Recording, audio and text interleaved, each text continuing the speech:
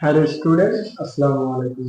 আজকের ক্লাসে আমরা আলোচনা করব নবম দশম শ্রেণীর গণিত বইয়ের তৃতীয় অধ্যায় বীজগণিতিক রাশি।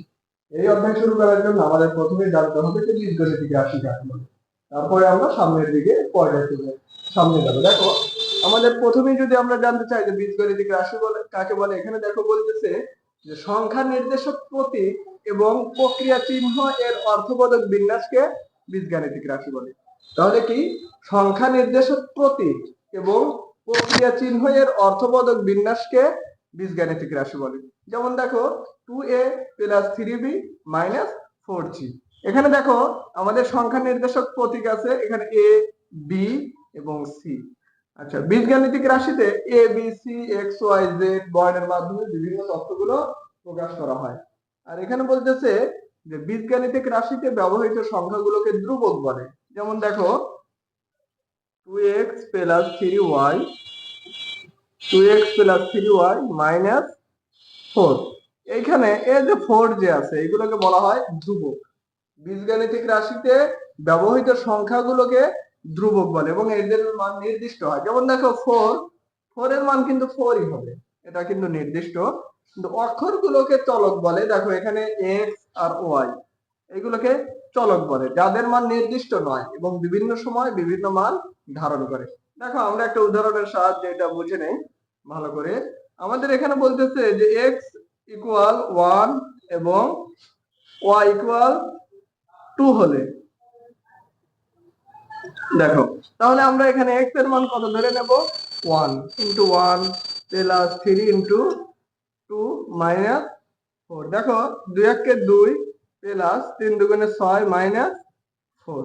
তাহলে 8 মাইনাস 4 ইকুয়াল 4। এটা হলো বলতেছে যে অক্ষরগুলোকে চলক বলে যাদের মান নির্দিষ্ট নয়। আচ্ছা, আমি এই সমাধানে আমি x এর মান 1 এবং y এর মান 2 ধরছি, কিন্তু এদের মান তো নির্দিষ্ট না, তুমি আরো অন্য কিছু ধরতে পারবা। তাহলে তুমি যদি দেখো x এর মান -2, y এর মান -3 ধরতে পারো। যেহেতু নির্দিষ্ট নয়, তোমাকে যা ধরতে বলবে তুমি তাই ধরে নিবে। তাহলে দেখো এখানে আমরা মান বসাই, 2 ইন্টু -2 প্লাস 3 ইন্টু -3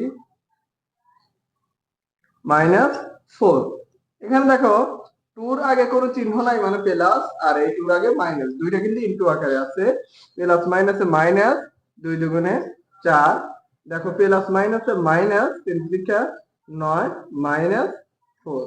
দেখো, আমাদের যদি সবগুলোর আগে মাইনাস চিহ্ন থাকে তাহলে আমরা কি করব? আমরা কিন্তু জানি যে একটা ধনাত্মক সংখ্যার ভিতরে একটা ঋণাত্মক সংখ্যা বাদ দেওয়া যায়। তোমরা মনে করো যে প্লাস 5 মাইনাস 3, তুমি যদি বিয়োগ দাও 2 হবে। মানে একটা ধনাত্মক সংখ্যার ভিতরে তুমি ঋণাত্মক সংখ্যা বাদ দিতে পারবে। কিন্তু এখানে দেখো সবগুলো ঋণাত্মক, তুমি কার মধ্যে কাকে বাদ দিবে? তাহলে আমাদের যদি সবগুলো চিহ্ন ঋণাত্মক হয় তাহলে এটার নিয়ম হচ্ছে আমাদের চিহ্নটা মাইনাস দিয়ে সবগুলোকে যোগ করে দিতে হয়।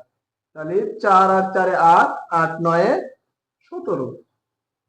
ঠিক আছে, তাহলে -17 অ্যান্সার। তাহলে দেখতে পারলাম যে আমাদের এই যে চলকগুলো যে বলছে এক এক সময় এক এক মান ধারণ করছে, এই কারণে আমাদের এর চলকগুলোর মান নির্দিষ্ট না। দেখো, পাটিগণিত আর বীজগণিতের মধ্যে একটা পার্থক্য আছে। পাটিগণিতে কিন্তু কোনো মাইনাস চিহ্ন বা ঋণাত্মক ব্যবহৃত হয় না, কিন্তু বীজগণিতে আমাদের ধনাত্মক এবং ঋণাত্মক সংখ্যাগুলো ব্যবহৃত হয়। তোমাদের আগামী ক্লাস দেখার জন্য সবাইকে আমন্ত্রণ জানানো হলো। আগামী ক্লাসে আমরা এই অধ্যায়ের যাবতীয় সূত্রগুলো নিয়ে আলোচনা করব। আসসালামু আলাইকুম।